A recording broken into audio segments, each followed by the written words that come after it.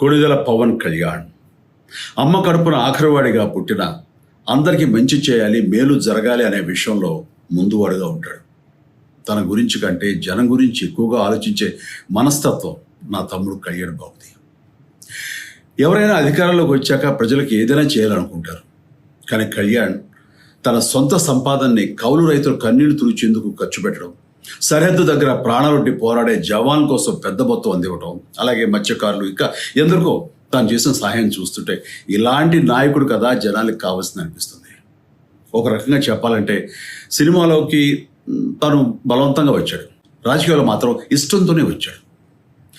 ఏ తల్లికైనా తన కొడుకు కష్టపడుతుంటే గుండె తరుక్కుపోతుంది. అలాగే ఏ అన్నకైనా తన తమ్ముడు అనవసరంగా మాటలు పడుతుంటే బాధ వేస్తుంది. అలా బాధపడుతున్న నా తల్లికి ఈ అన్నయ్యగా ఒక మాట చెప్పాను. నీ కొడుకు ఎంతోమంది తల్లుల కోసం, వాళ్ళ బిడ్డల భవిష్యత్తు కోసం చేసే యుద్ధం అమ్మా ఇది.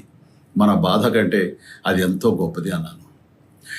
అన్యాయాన్ని ఎదిరించకుండా మౌనంగా ఉండే మంచివాళ్ళ వల్లనే ప్రజాస్వామ్యం మరింత నష్టం అని నమ్మి జనం కోసం జన సైనికుడు అయ్యాడు. తాను బలంగా నమ్మిన సిద్ధాంతం కోసం తన జీవితం రాజకీయాల్లోకి అంకితం చేసిన శక్తిశాలి పవన్ కళ్యాణ్. ప్రజల కోసం, రాష్ట్ర భవిష్యత్తు కోసం ఆ శక్తిని వినియోగించాలి అంటే చట్టసభలో అతని గొంతు మనం వినాలి.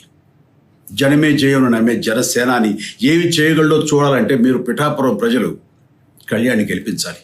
మీకు సేవకుడుగా, సైనికుడుగా అండగా నిలబడతాడు. మీకోసం ఏమైనా సరే కలబడతాడు, మీ కళ నిజం చేస్తాడు. పిఠాపురం వాస్తవ్యులకు మీ చిరంజీవి విన్నపం. గాజు గ్లాసు గుర్తుకి మీ ఓటు వేసి పవన్ కళ్యాణ్ని గెలిపించండి. జై హింద్.